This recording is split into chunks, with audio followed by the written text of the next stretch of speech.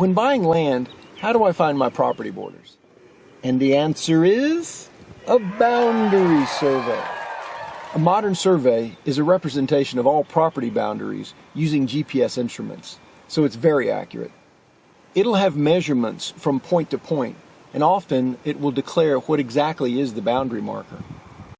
Looking at this modern survey, we can see many different types of boundary markers mentioned. We have iron set, meaning the surveyor actually drove a piece of rebar iron into the ground at that precise location.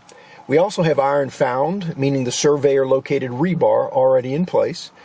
We have pipe found, stone found, and even an iron fence post found.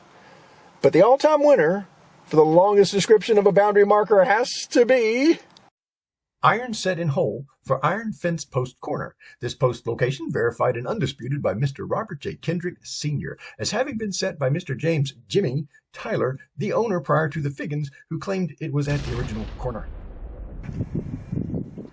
So, if you have one of these modern surveys in hand, you've got a good chance of walking out on the borders and locating all of your boundaries.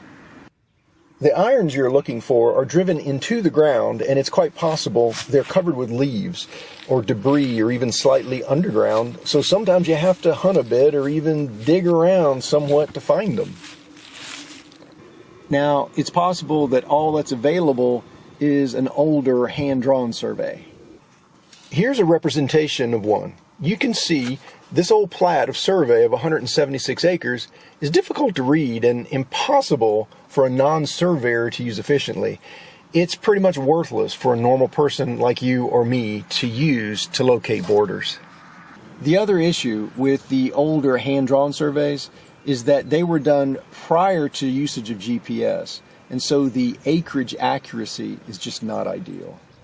So if you update an older hand-drawn survey with a newer modern survey, the final acreage counts will be slightly or substantially off. On a final note, what is not a survey? This is not, and well, this is not. Every county in Virginia has a GIS tax map overlay which shows basic boundaries of all taxed parcels throughout the county. These are very helpful to locate parcels and how they fit amongst other parcels, but they are not a recorded survey and the boundary locations can be inaccurate. So just use them as a guide, but don't rely on them as the gospel truth when you're trying to locate a boundary. If you want more tips on buying land or homes around Charlottesville, don't forget, subscribe!